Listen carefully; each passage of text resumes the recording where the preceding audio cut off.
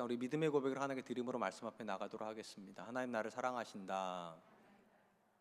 하나님은 내 인생에 크고 비밀한 계획 가지고 계신다.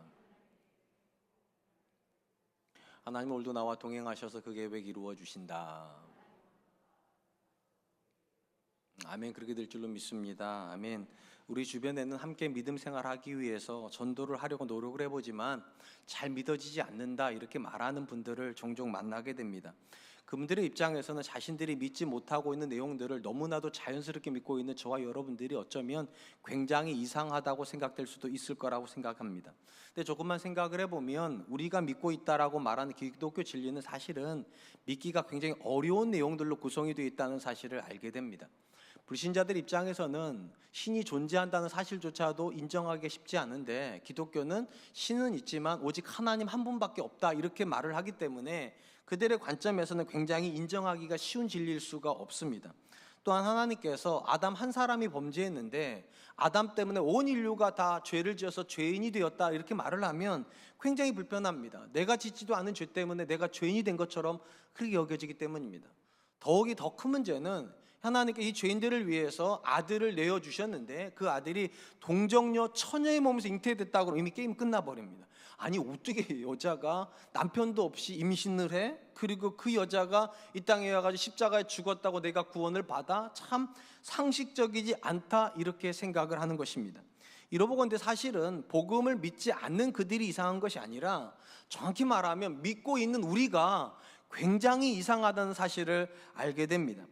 성경 안에서 우리가 받은 구원에 대해서 가장 자주 쓰는 표현이 은혜라는 표현입니다. 우리는 은혜로 말미암아 구원을 받았습니다. 그렇다면 여러분 왜 구원이 은혜일까요? 크게 두 가지 이유 때문일 것입니다. 첫 번째, 우리의 구원은 절대적으로 우리가 한 사건을 근거로 한 것이 아니라 하나님이 이루신 사건을 근거로 하기 때문입니다. 아담 이후로 이 땅에 있는 어떤 사람도 하나님을 직접적으로 사랑하고 하나님을 먼저 원한 사람은 없습니다. 정도의 차이는 있을지 모르겠지만 다 우리는 믿기를 거부했고 하나님 인정하기를 싫어했던 존재들인데 이런 우리를 하나님이 먼저 사랑하시고 그리고 우리를 위해서 아들을 내어주심으로 구원이 이루어졌습니다. 이 말은 무슨 말인가? 구원은 우리의 의지가 아니라 절대적인 하나님의 의지, 우리가 하나님을 원한 것이 아니라 하나님이 우리를 원하신 것이기 때문에 은혜입니다. 두 번째로 앞에서도 말씀드렸듯이 이 복음의 핵심적인 모든 내용들이 우리 기준으로 말을 하면 믿기가 굉장히 어려운 내용들입니다. 그런데도 놀랍게도 우리는 이 내용들이 믿어졌습니다. 제가 지금 이렇게 말씀드렸어요. 우리는 이 사실을 믿습니다가 아니라 믿어졌다라고 말씀드렸습니다. 왜냐하면 성경이 말하는 믿음은요, 우리가 믿은 게 아니라 믿어진 겁니다. 만약에 우리가 믿은 거라면 적어도 믿는 행위에 대해서만큼은 이게 의가 될 수 있어요. 그래서 이렇게 말할 수 있어요. 너는 못 믿지만 나는 믿었어. 이렇게 말할 수 있는데 성경은 뭐라고 말을 하는가? 우리가 그들보다 더 종교적이거나 또는 의지가 있거나 또는 믿음의 어떤 천성을 가지고 있어서 믿음을 고백한 게 아니라 하나님이 우리에게 성령을 부으심으로 그 성령의 강권함에 의해서 우리가 믿어진 겁니다. 그래서 심지어 믿음조차도 우리 게 아니라 은혜로 주어진 것이기 때문에 우리의 모든 구원은 절대적으로 은혜라고 그렇게 말하는 것입니다. 하나님께 이처럼 절대적인 그분의 은혜의 근거에서 저와 여러분들을 믿음 가운데로 인도하시는 분명한 목적이 있습니다. 이 복음을 전달하게 하기 위함일 것입니다. 성경은 이 성도의 정체성을 증인이라고 이렇게 설명을 합니다. 제가 서론에서 말씀드렸듯이 이 땅에 있는 사람들에게 있어 복음의 내용은 이성적이지도 않고 그리고 경험적으로 납득이 하기도 쉽지도 않은 내용을 가지고 있는데 그걸 설명하기는 굉장히 어렵습니다. 그런데 그걸 먼저 믿고 있는 사람들의 삶을 보면 믿을 수 있겠다. 우리 아빠를 보니까 하나님의 살아계심을 믿을 수 있겠다. 우리 엄마의 삶을 보니까 정말로 예수님께서 우리 엄마의 기도 속에서 일하신다. 이게 믿어지면 복음을 받아들이는 게 훨씬 쉬워집니다. 그래서 엄밀히 말하면 먼저 믿은 성도들은 그 다음 믿는 사람들에게 믿음의 근거를 제공하고 있는 사람이라고 이해해도 좋을 것 같습니다. 오늘 우리가 살펴보게 될 본문의 말씀은 복음의 가장 중요한 요소 중에 하나인 부활을 누군가에게 전달한다는 것에 있어서 무엇이 절대적인 요소가 될 것인가, 어떻게 하면 우리가 이 부활을 누군가에게 전해줄 수 있는 사람이 될 수 있는가에 대한 말씀을 가지고 있다라고 생각을 합니다. 요한복음은 예수님이 십자가에 죽으시고 3일째 되는 안식 후 첫날에 한 여인이 예수님 무덤 앞에 서 있었다라고 기록을 합니다. 본문 말씀 1절로 2절입니다. 안식 후 첫날 일찍이 아직 어두울 때에 막달라 마리아가 무덤에 와서 돌이 무덤에서 옮겨진 것을 보고 시몬 베드로와 예수께서 사랑하시던 그 다른 제자에게 달려가서 말하되 사람들이 주님을 무덤에서 가져다가 어디에 두었는지 우리가 알지 못하겠나이다 하니, 요한 사도는 예수님이 부활하신 역사적인 사건이 있었던 그 새벽 아직 컴컴할 때 한 여인이, 본문에 보니까 막달라 마리아라고 되어 있습니다. 이 여인이 무덤 앞에 가서 한 사실을 확인하게 됩니다. 무덤은 비었고 예수님의 몸은 거기 있지 않다는 것입니다. 이에 이 여인이 두 제자에게 달려갑니다. 베드로와 오늘 본문에 나오는 예수님이 사랑하시는 제자, 우리가 잘 아는 요한 사도입니다. 그에게 가서 누군가가 예수님의 시체를 옮겼는데 어디 있는지 모르겠다는 사실을 알려주었습니다. 일단 본문의 기록에서 눈에 띄는 것은 대부분의 다른 복음서는 예수님이 부활하신 그 새벽에 그곳에 갔던 여인은 한 명이 아니라 최소 2명에서 3명 또는 4명 정도가 되었을까로 기록을 하는데, 특이하게도 요한복음만큼은 한 명의 여인이 거기에 가 있었다라고 기록을 하고 있다는 것입니다. 물론 내용을 자세히 읽어보면 1절에는 막달라 마리아 혼자 가 있는 것으로 되어 있지만 2절에 가보면 그가 뭐라고 말을 하는가? 우리가 알지 못하겠나이다. 복수형으로 되어 있어요. 그러니까 분명히 다수의 여인이 가 있었음에도 불구하고 요한 사도는 의도적으로 한 명의 여인에게만 포커싱을 두고 있는 겁니다. 막달라 마리아만 마치 그곳에 있었다는 듯이 마리아를 집중적으로 본문에서 부각을 하고 있다는 사실을 깨닫게 됩니다.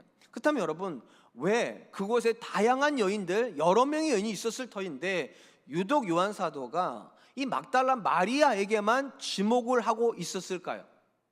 우리가 이 사실을 이해하려면 성경 안에서 막달라 마리아라는 여인이 어떤 인물인지를 좀 이해할 필요가 있습니다. 일단 우리 성경에 보면 마리아라고 이름하고 있는 여인이 6명 이상 나오는 걸 발견하게 됩니다. 그래서 여러 마리아들과 구분하기 위해서 이 여인에게 막달라라고 하는 지명을 붙인 겁니다. 이 막달라가 지명입니다.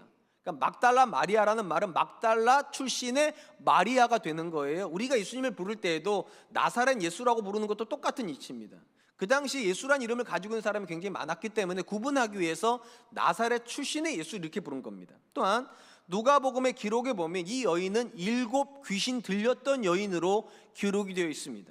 우리가 잘 아는 것처럼 예수님은 갈릴리 사역을 굉장히 오랫동안 하셨습니다. 그리고 이 갈릴리 지역에서 변방쯤에 있는 지역이 막달라예요. 어느 날 아마도 예수님께서 이 막달라 지역을 지나가시다가 그곳에서 7 귀신 들린 여인을 만난 것 같습니다. 그리고 이 여인이 이 예수님을 만나고 나서 삶이 근본적으로 변화가 되고, 그래서 예수님을 따라다니면서 다른 여인과 함께 예수님과 제자들을 섬기다가 어디까지 내려왔는가? 갈릴리가 맨 위쪽이라면 예루살렘이 맨 밑에 쪽이면 맨 밑에까지 내려왔다는 거예요. 예루살렘까지 내려와가지고 예수님의 마지막 사역까지 돕는 역할을 하고, 심지어 예수님이 죽으실 때 그 자리에 있었다, 그렇게 기록을 하는 것입니다. 아마도 요한 사도가 이처럼 막달라 마리아에게 주목하는 것은 아마도 막달라 마리아의 변화된 삶 때문일 겁니다. 막달라 마리아가 예수님을 만나기 이전에 그녀는 철저하게 마귀에게 붙잡혀 있는 존재였습니다. 7 귀신이라고 말할 때 이 7이라는 숫자는 유대인들에게 완전 숫자입니다. 그러니까 완벽하게 귀신 들린 여자예요. 회복될 가능성은 하나도 없었던 이 존재가 예수님을 만나고 새로운 생명을 경험해서 예수님을 섬기는 사람으로 변모가 되었다. 왜 이 사실이 중요하냐면, 근본적으로 예수님의 부활은 어떤 사건이냐? 마귀의 권세를 깨뜨리는 사건입니다. 마귀에 의해서 이 땅에 있는 모든 사람들이 지배를 당하고 있는데, 예수님께서 부활하심으로 이 사단의 권세를 깨뜨려서 인류를 향하여서 자유를 선포한 사건이에요. 놀랍게도 이 부활의 권세를 먼저 경험하고 있는 사람이 있다는 거예요. 그게 막달라 마리아라는 것입니다. 적어도 막달라 마리아는 예수님을 만나기 이전과 이후가 완전히 다른 존재입니다. 이전에는 마귀에게 붙잡혀 있는 존재였는데 지금은 이 여인이 예수님에게 헌신하고 있어요. 어느 정도까지 헌신하는가? 갈릴리에서 어디까지 내려왔다고요? 예루살렘까지요. 지금은 여인들이 이동이 자유롭죠. 심지어 여자분들 중에 요즘은 운전 못하는 분들도 별로 없어요. 물론 운전 못하시는 분이 아니라 안 하시겠지만, 물론 근데 이 당시만 하더라도 여인들의 이동은 굉장히 제한적입니다. 왜냐하면 남성 중심의 사회이기 때문에 여인이 결혼도 안 하고 혼자서 고향을 떠나서 최북단에서 최남단까지 내려온다, 상상하기가 어려워요. 근데 이 여인이 지금 그런 일을 하고 있어요. 왜 그랬다고요? 예수님에게 매여 있는 존재가 되었어요. 그전에는 마귀에게 매여가지고 아주 흉측한 삶을 살았다면 지금은 예수 그리스도에게 헌신하는 그런 삶을 살고 있다. 이거야말로 부활의 권세를 보여주는 가장 실제적인 예인 거예요. 근본적인 관점에서 부활은 새로운 생명을 내포하고 있습니다. 그러겠죠? 죽었던 존재가 부활하는 거기 때문에 새로운 생명을 내포를 하고요, 누군가가 이 부활의 증인이 된다면 그는 반드시 뭐를 경험하고 있어야 됩니까? 생명을 경험하고 있어야 돼요. 예수 그리스도로 말미암는 생명이요. 그리고 이 예수 그리스도로 말미암는 생명에 대해서 사도 바울은 어떻게 설명을 했는가? 갈라디아서 2장 20절 말씀입니다. 내가 그리스도와 함께 십자가에 못 박혔나니 그런즉 이제는 내가 사는 것이 아니라 오직 내 안에 그리스도께서 사시는 것이라. 이제 내가 육체 가운데 사는 것은 나를 사랑하사 나를 위하여 자기 자신을 버리신 하나님의 아들을 믿는 믿음 안에서 사는 것이라. 바울이 뭐라고 말했는가? 내가 그리스도를 믿는다는 건 이제 내가 죽고 내 안에 그리스도가 산다. 무슨 말인가? 이제는 그리스도가 나를 다스리는 사람이 된다는 거예요. 이전에는 죄 아래서 내가 사단의 다스림을 받았는데 이제는 그리스도 안에서 사단의 다스림 받던 내가 죽고 그리스도의 다스림을 받는 내가 되었다는 거예요. 당연히 이 사람은 누구에게 헌신하고 있겠습니까? 예수님에게 헌신하고 있다는 겁니다. 우리가 인정하던 인정하지 않던 간에 그리스도에 대한 믿음은요, 비포와 애프터를 만들게 되어 있습니다. 사실은 정도의 차이가 있을 뿐이지 막달라 마리아나 우리나 차이는 별로 없어요. 둘 다 사실은 마귀의 권세 아래 있었던 존재들입니다. 물론 차이가 있어요. 막달라 마리아는 다른 사람이 보기에도 자기가 느끼기에도 마귀의 권세 아래 있다는 게 너무 분명해요. 분명히 이상한 짓 하셨을 거거든요, 이 여인이요. 그렇게 철저하게 마귀에게 매여 있었기 때문에 분명히 이상한 삶을 살았을 거예요. 근데 우리 대부분은요, 막달라 마리아가 조금 차이가 있어요. 어떤 차이냐? 사람들이 우리가 귀신 들리지를 몰랐을 거예요. 우리가 마귀에게 다스림 받고 있다는 걸 못 느끼고 있었을 거예요. 그 차이만 있을 뿐이지 근본적으로 막달라 마리아나 우리나 다 예수님을 알기 이전에는 사단에게 매여 있었습니다. 사단에게 매여 있었던 증거가 무엇일까요? 사단에게 매여 있는 사람은 딱 한 가지의 삶을 살게 됩니다. 오직 자기를 위한 삶이요. 한번 생각해 보세요. 귀신 들린 사람이 다른 사람을 위해서 사는 거 보셨어요? 없을걸요? 심지어 귀신 들려가지고 점을 치는 무당들만 보더라도 공짜로 점 쳐주는 분 보셨어요? 이거 봤다고 그러면 가보신 거니까 말하기 어렵죠. 근데 그렇지 않죠. 왜냐하면 복채를 내야 돼요. 절대로 마귀는 공짜로 누군가를 위해서 뭔가를 하지 않아요. 절대적으로 마귀 아래에 있는 존재는 자기를 위해서 삽니다. 그런데 사도 바울이 뭐라고 말했는가? 내가 그리스도 안에서 죽었다요. 그러니까 자기를 위해서 살았던 삶이 사라지고 그리스도를 위한 삶을 살아요. 오늘 본문에 나오는 막달라 마리아가 전형적인 사람이죠. 그리스도를 위해서 모든 걸 내어주고 그리스도의 죽음의 현장에 있었을 뿐만 아니라 예수님이 부활하시는 현장의 첫 번째 증인으로 이 여인이 서 있는 것입니다. 그런 점에서 우리가 누군가에게 부활의 믿음의 근거를 제시하는 사람이 된다는 건 어떤 사람이 된다는 겁니까? 비포와 애프터의 구분을 확실히 보여주는 사람이 된다는 겁니다. 그리스도를 알기 이전에는 설명할 수 없는 삶을 지금 살고 있어야 되고요, 그리스도를 알기 이전에는 느끼지 못했던 기쁨을 지금 느끼고 있어야 되고요, 그리스도를 알지 못할 때는 가지지 못했던 소망을 지금은 충만하게 경험하고 있어야 돼요. 그래서 굉장히 많은 분들이 예수님 믿고 나서 인상이 바뀌었다는 이야기도 자주 듣죠. 왜냐하면 이전에 알지 못했던 생명을 경험하고 있고요, 이전에는 살지 못했던 그리스도를 위한 삶, 그리고 내 주변의 사람들을 위해서는 삶을 살기 시작했을 것이기 때문입니다. 사랑하는 성도 여러분, 신약의 모든 성도에게는 단 하나의 사명이 있다는 걸 아십니까? 땅끝까지 이르러 내 증인이 될지니라. 왜 예수님께서 증인을 필요로 하십니까? 예수님의 모든 말씀은요, 설명의 영역에 속하지 않기 때문이에요. 설명하려면 난처해져요.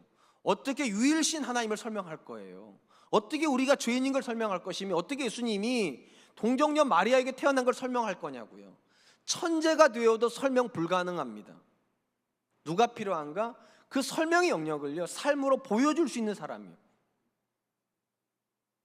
내 말을 못 믿겠으면 내 인생을 보고 믿으라고. 사도 바울이 말하잖아요. 내가 그리스도를 본받는 자 된 것처럼 너희는 나를 보고 나를 본받는 자가 되라고.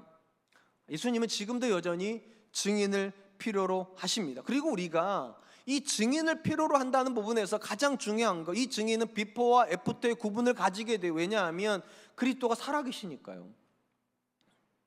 죽은 존재는 우리를 못 변화시킵니다. 살아있는 존재가 우리 안에서 일하심으로 우리를 근본적으로 다른 존재가 되게 하시는 거예요. 한번 스스로에게 물어보시기 바랍니다. 여러분들은 예수님 믿기 이전과 믿고 난 지금의 삶에서 차이를 느끼고 계십니까? 여러분이 느끼는 것도 중요하지만 여러분 옆에 있는 사람이 그거를 정말 경험하듯 그렇게 느끼고 있습니까? 전 저와 여러분들이 그런 사람들 되기를 열망하고 그렇게 되기를 위해서 기도하는 그런 분들 되시기를 주님의 이름으로 축원드리겠습니다.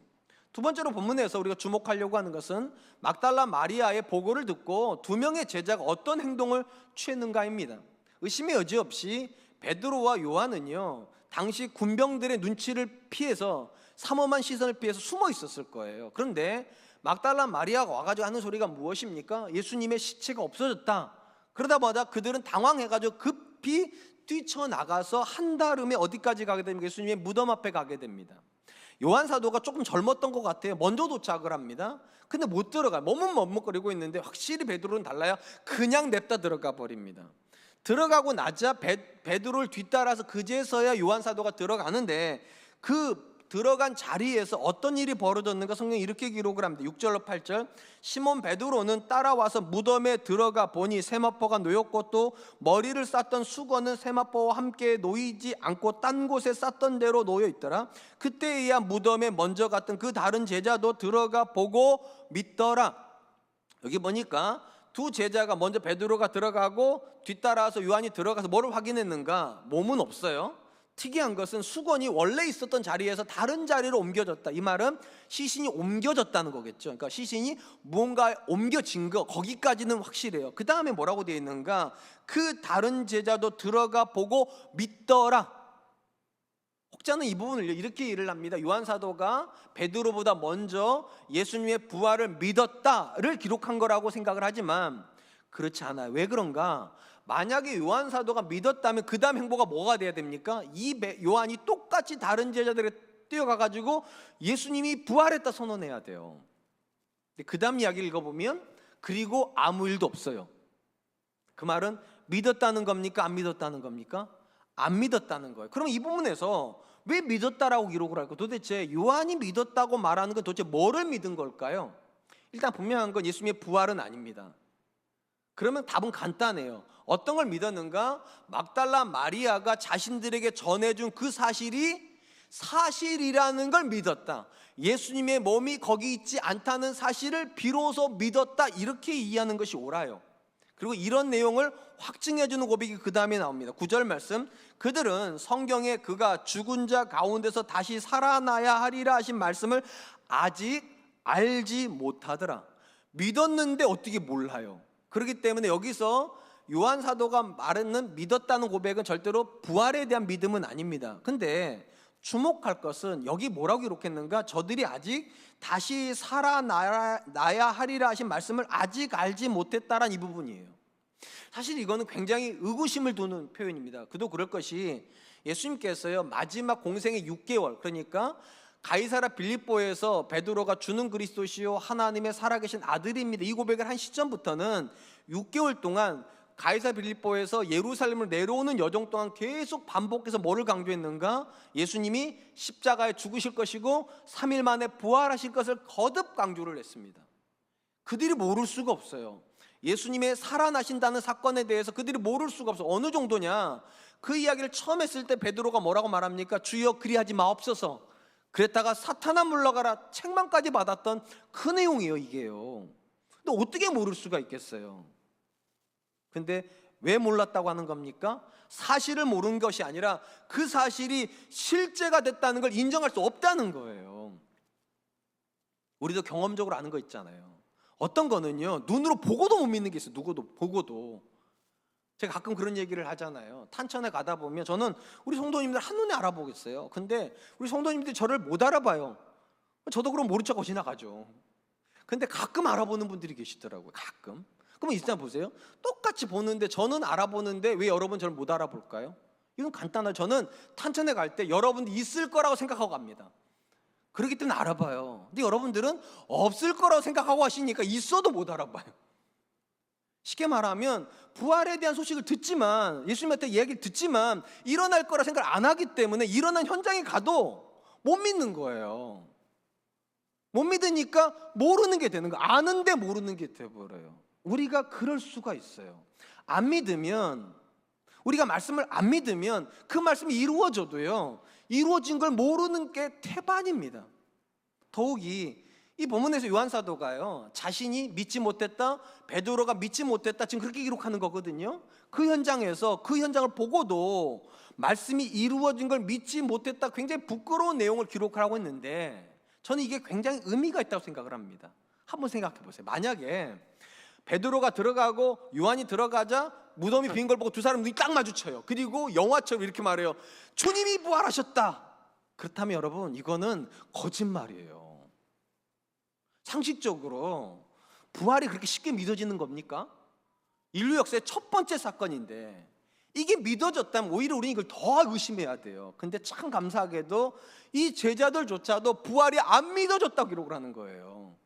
자기들이 그렇게 6개월 동안 들었던 이야기인데, 그리고 자기들이 심지어 거기 가가지고 눈앞에서 수건이 옮겨진 것까지 보았는데, 그리고 거기에 예수님이 계시지도 않는데, 그런데도 자신들은 믿음이 안 생겼다고. 그래서 우리가 은혜 받는 거예요. 그래, 내가 믿음 안 생기는 것도 그럴 수 있겠다. 베드로도 안 생기는데, 요한도 안 생기는데, 여러분의 남편이 갑자기 예수님이 부활하셨다 이렇게 말하는 게 쉽겠습니까? 쉽지 않아요. 그래서 믿음은 어려워요. 근데 가능성이 있어요. 보고도 못 믿었던 이 베드로와 요한이 이후에 믿는다는 거예요. 그리고 심지어 그 부활을 증거하기 위해서 자기 목숨을 내놓는 사람이 돼요. 어떻게 이렇게 바뀌냐는 거예요. 만났으니까요. 죽은 예수님이라면 못 만나요. 부활해서 살아계신 예수님이기 때문에 그들이 만났기 때문에 이전에 믿지 못했던 부활을 믿을 수 있게 되었다. 그래서 우리도 믿을 수 있는 근거가 제공이 되는 것입니다. 제가 본문에서 두 번째로 주목하려고 하는 건 이것입니다. 우리가 적어도 부활에 대한 믿음을 갖는다고 할 때 가장 중요한 건 지식은 아니라는 겁니다. 예수님이 3일 만에 부활하셨다 지식을 모르는 분이 이 자리에 계실까요? 없을 겁니다. 심지어 베드로와 요한도 지식은 있어요. 6개월 동안 계속 들었어요. 근데 뭐냐?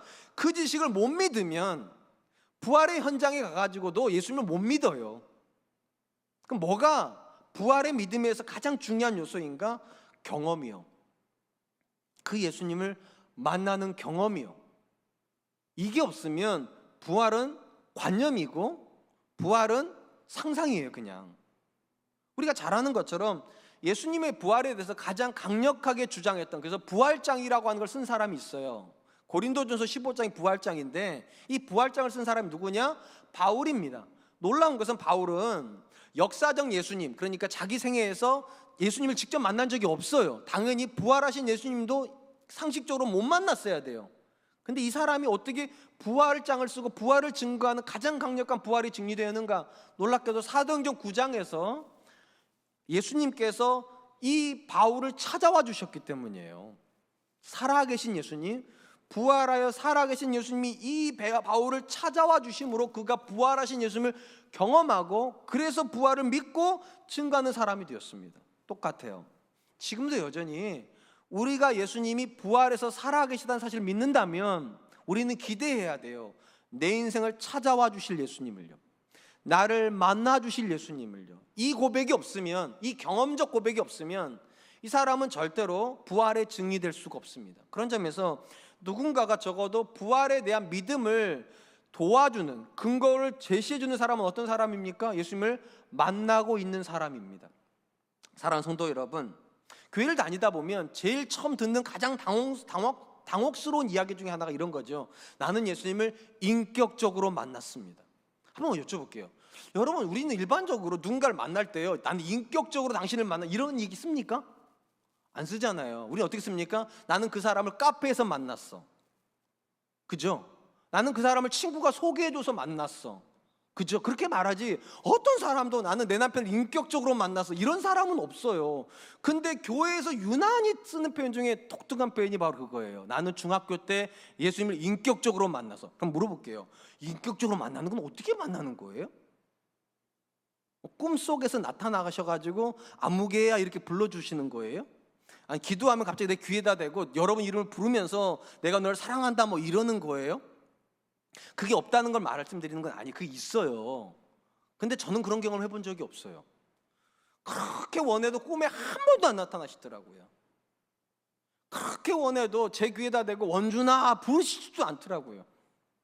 그런데도 저는 제가 예수님을 인격적으로 만났다고 확신하는 사람입니다. 그러면 인격적으로 만났다는 건 어떤 의미를 가지는 걸까? 우리가 부활에 살아계신 예수님을 정말로 만나기를 간절히 원하면은 어떤 경험을 하게 되는가?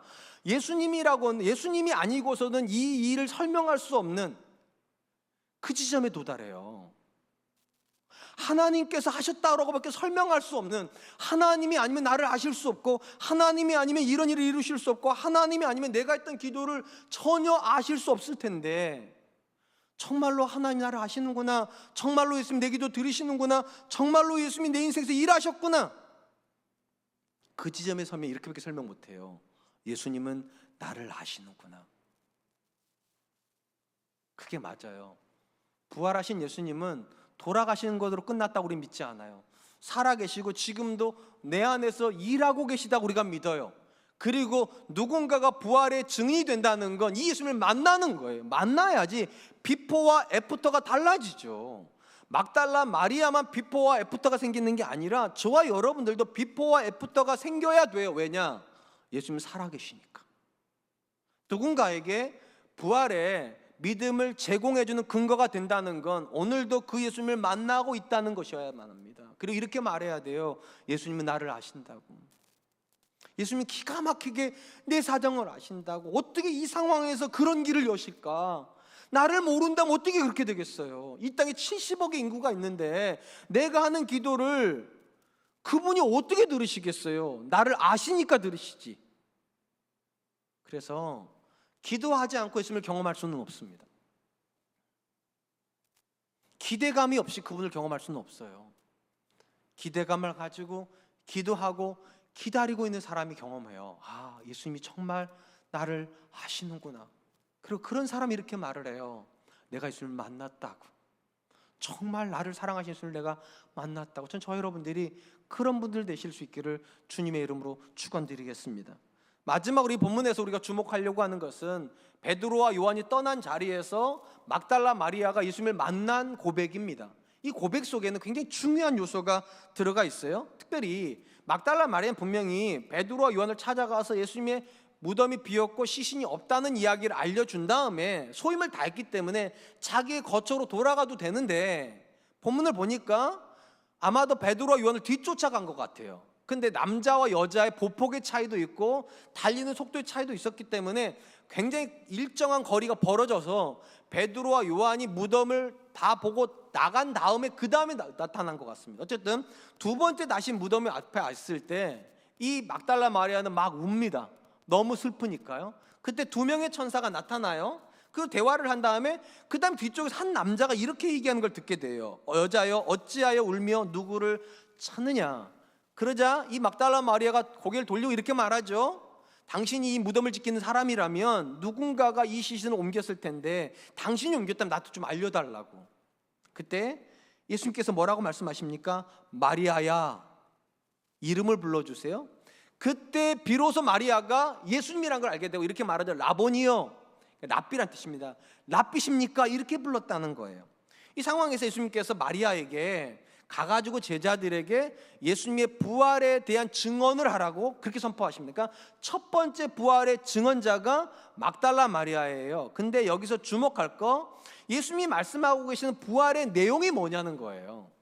단순히 살아났다냐? 아니라는 겁니다. 보면 이렇게 되어 있어요. 17절 예수께서 이르시되 나를 붙들지 말라. 내가 아직 아버지께로 올라가지 아니하였노라. 너는 내 형제들에게 가서 이르되 내가 내 아버지 곧 너희 아버지 내 하나님 곧 너희 아버지께 하나님께로 올라간다 하라 하시니. 예수님께서요 막달라 마리아를 제자들에게 보내시면서 쓰신 독특한 표현이 뭐냐? 내 제자들에게 가라가 아니라 내 형제들에게 가서, 하나님께로 가는 게 아니라 내 아버지 곧 너희 아버지 너희가 하나님이라 부르는 이에게 내가 올라간다고 전해라. 지금 예수님 표현에서 굉장히 독특한 게 있어요. 호칭의 변화를 주고 계세요. 부활하기 이전까지는 계속적으로 제자들이라 불렀고 하나님이라 불렀는데, 부활의 현장에서 딱 첫 번째 부활의 증인을 만나자마자 예수님 뭐라고 말씀하시는가? 내 제자가 아니라 내 형제들에게 가고 내 아버지 곧 너희 아버지에게로 가라. 부활은 뭐를 만들어내는 현장이라는 겁니까? 관계의 변화를 만들어내는 현장이라는 겁니다. 우리가요 요한복음 안에서 보았던 굉장히 중요한 고백 중에 하나가 요한복음 13장부터 17장까지 고백입니다. 이게 다락방 강화라고 부르는 겁니다. 그러니까 예수님께서 마지막 밤을 제자들과 보내시면서 설교를 하신 내용인데, 그 설교에서 가장 강조가 되는 것이 무엇인가? 내가 가야 성령이 오신다. 내가 가야 성령이 오시고 그 성령이 와가지고 너희에게 대해서 모든 것을 가르쳐 줄 때야 비로소 너희가 이 모든 복음을 깨달아 알게 될 것이다. 그래야 너희에게 유익이 있다. 이렇게 말씀하셨던 거예요. 그리고 오늘 본문에서 예수님의 부활 사건 어떤 사건이냐? 아버지께로 가는 사건이에요. 그러면 그 다음에 뭐가 따라오겠습니까? 성령의 오심의 사건이 있겠죠. 그럼 성령이 오시면 어떤 일이 벌어지는가? 예수님의 제자들이 예수님의 형제가 된다는 거예요. 왜 예수님이 형제가 될까요? 예수님이 아들의 권세를 주시고 이 제자들이 예수님처럼 하나님을 아버지라고 부르시는 사건이 벌어질 것이기 때문입니다. 그런 점에서 근본적으로 우리가 부활의 예수님을 만났다면 어떤 고백을 가지게 됩니까? 친밀함의 고백을 가질 수밖에 없어요. 그 이야기를 하고 싶으신 거예요, 예수님께서요. 제자들에게 가서 단순히 내가 살았다고 말하지 말, 그렇게 말하려고 하신 게 아니라 내 형제들에게 너희가 내 형제가 됐다. 그리고 하나님이 너희에게 아버지가 되신 사건이라고 얘기하라고. 그런 점에서 누군가가 예수 그리스도의 부활을 경험하고 있다면 그는 하나님과 친밀하고 만남을 경험하고 있어야 됩니다. 이게 왜 중요하냐면 적어도 구약적 관점에서요 하나님은 절대로 친밀한 분이 아니셨습니다. 어찌 보면 요즘 아이들 표현으로 말하면 하나님 까칠한 분이셨습니다. 아주 제한적인 사람들에게만 자기를 오픈하세요. 거의 대부분의 사람들에게는 자기를 오픈도 안 하시고 가까이 못 오게 하세요. 어느 정도로 심각하게 사람과 거리를 두시는가 하면 대제사장도 1년에 한 차례만 대속제일의 지성소에 들어가서, 그것도 연기를 뿌옇게 가득하게 놓고서 하나님 앞에 서도록 하나님 얼굴 못 보게 하셨어요. 그러니까 구약에서 하나님과 사람의 관계를 설명하는 가장 좋은 단어는 경외라는 단어입니다. 멀리 두고서 두려워하는 마음으로 보는 거예요. 근데 신약에 와가지고 특별히 부활 이후에 하나님은 갑자기 다가오세요. 그리고 이렇게 말씀하세요. 내 아들, 내가 네 아버지야. 내 딸, 내가 너의 아버지야. 굉장히 다른 이야기예요. 그리고 이것이 시작되는 시점이 어느 시점이냐? 부활이라는 겁니다.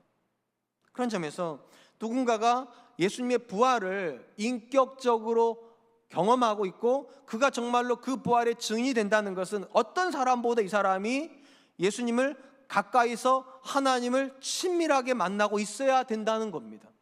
사랑하는 성도 여러분, 한번 스스로에게 물어보시기 바랍니다. 과연 우리는 부활하신 예수님을 믿음으로 하나님과 가까워지고 있습니까?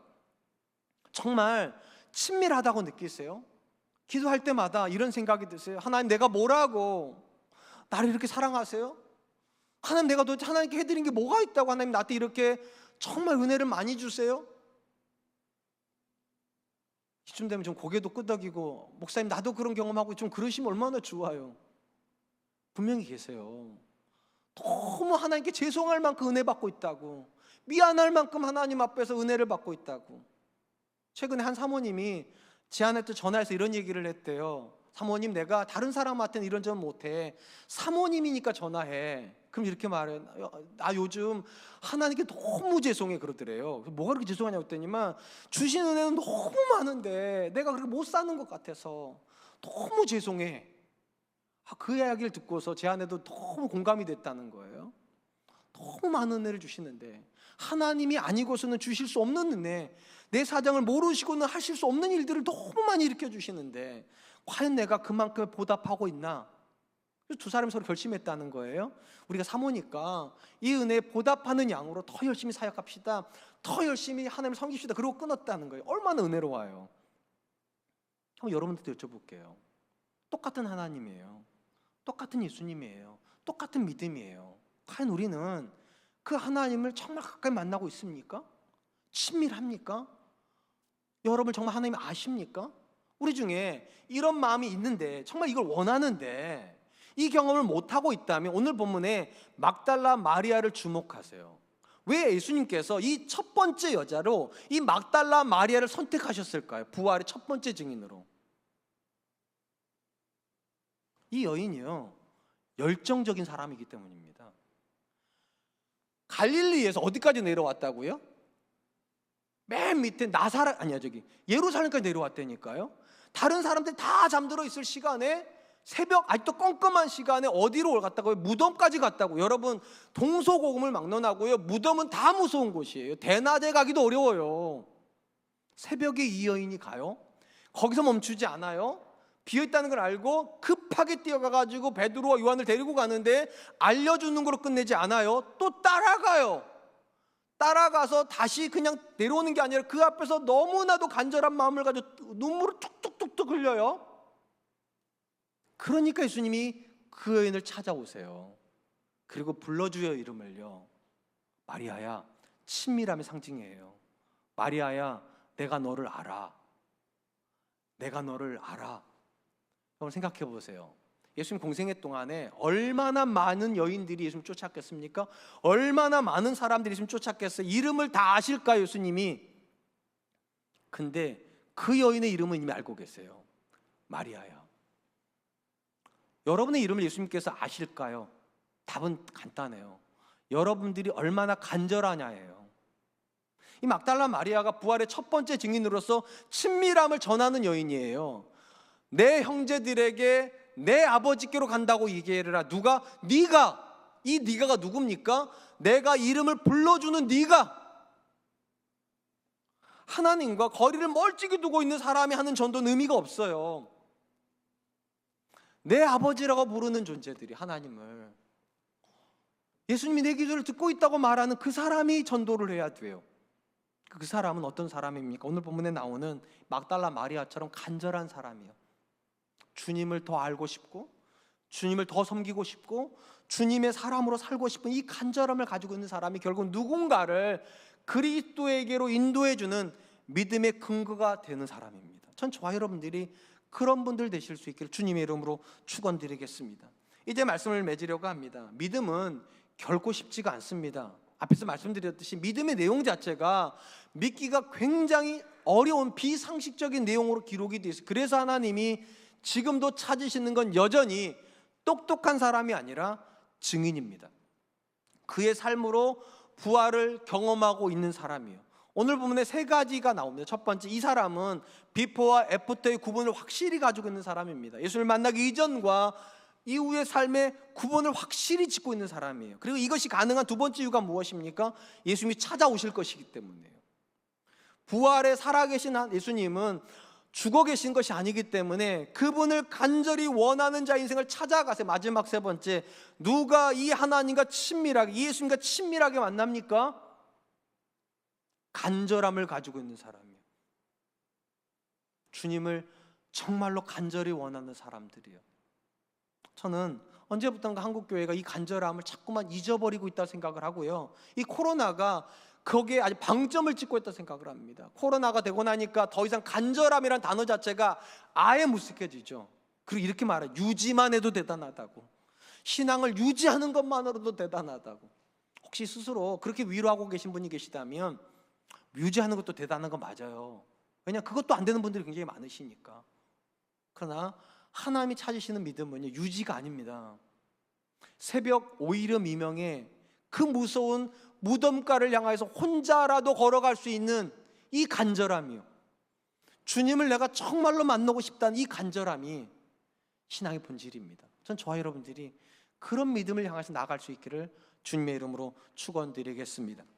이 시간 주신 말씀을 기억하면서 세 가지를 놓고 기도하겠습니다. 첫 번째, 하나님, 내 삶에서도 예수님을 만나기 이전과 이후에 분명한 구분이 있는 인생이 되게 해주시고, 이를 위해서 하나님, 살아계신 예수님이 내 인생에 찾아오는 경험할 수 있도록 좀 도와주시고, 마지막으로 그 예수님을 가까이 만나기 위해서 내가 이전보다 더 간절해지는 사람 되게 해주십시오. 신앙을 단순히 유지하고 있는 수준에 머무는 것이 아니라 간절함을 가지고 어제보다 오늘, 오늘보다 내일 더 주님을 사랑하는 그런 사람 되게 해주십시오. 우리 같이 한 번만 기도하겠습니다. 기도합니다. 하나님,